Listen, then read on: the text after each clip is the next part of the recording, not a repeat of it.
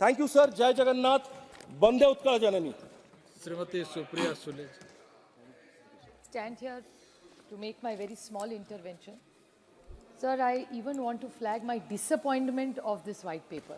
Because, sir, you know better than me that what is a white paper? White paper is something which provides information of a specific issue.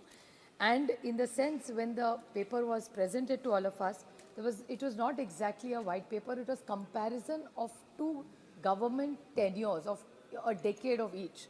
And what is expected really, a government may present a white paper, say on any issue, to make people aware of the nature and the scope of a problem and possible ways to resolve it. There was nothing but allegations on the previous government.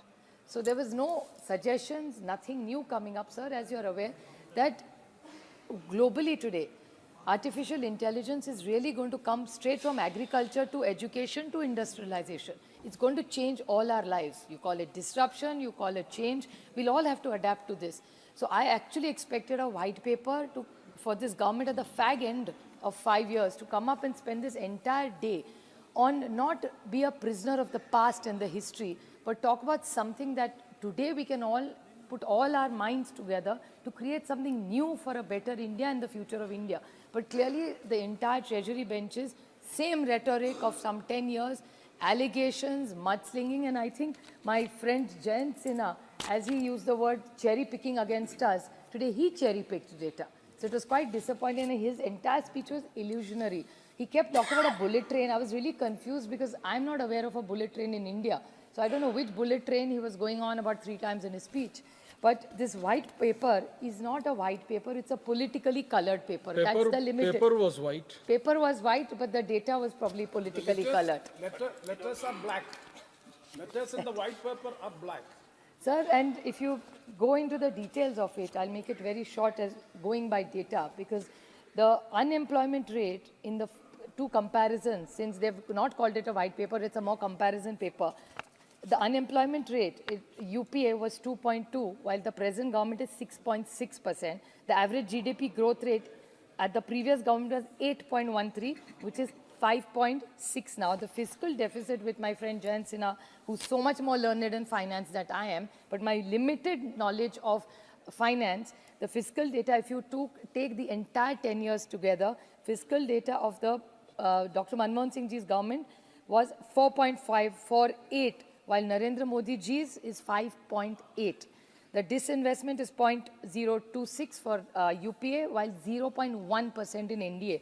Number of bank accounts, 34 crores. So we have a lot of credit to what we did. The schemes which they all think started in 2014, Jandan was a product which was started earlier and we had 34 crores. Well, eventually they took it to 51, which is not a great achievement. An average expenditure of the UPA government was 14.68% of the GDP, while the Narendra Modi ji's government is 12.94. So I expected in this discussion from the Honorable Finance Minister to take a more larger picture rather than just making it a mudslinging match and allegations from the Treasury bench.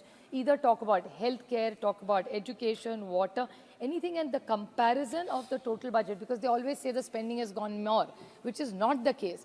Be it education and healthcare, the earlier government, comparatively, if you take the cumulative entire number, the spending on healthcare and education is much lesser now than it used to be before. And compared to the budget outlay of the entire, of the whole year, if you take it. Sir, another question which I want to ask the government, which they keep flagging about, is corruption. Now, I don't want to get into that tutu mein aapki sarkar, hamari ED, CBI, now we've done and dusted with it. Let's move on. But the point is, they started a cashless economy they wanted to, and they started digital. So in the digital, you know, sir, what has happened to Paytm. I spoke about it last week also. It's very alarming to us. It's almost like money laundering through Paytm. This is not what I am saying, this is what the government is saying. But Google Pay, Phone Pay are also two sitting time bombs in that case. So what is the government doing for the economy? Because I'm finishing in 30 seconds, sir. 5 minutes so over. There is a Bhim app now, sir. So the Bhim app is hardly used by people, while Google Pay, Phone Pay, and the IT committee report, sir, is already flagged this. So when we are talking about a digital economy, we are talking about a cashless economy, what intervention is the government doing on this, considering the government's report itself is flagging it and red flagging it. So these are very serious concerns, and I'm hoping that in the reply that she gives us, she sticks to solutions for all the forecasts that she likes to talk about, which is youth, women, farmers and the poor, and that's what we expect from the government, because we are at the fag end. Abhi tu meme ka khatam ho gaya. Let's do something constructive and serve this nation, sir. Thank you. Thank you. Thank you.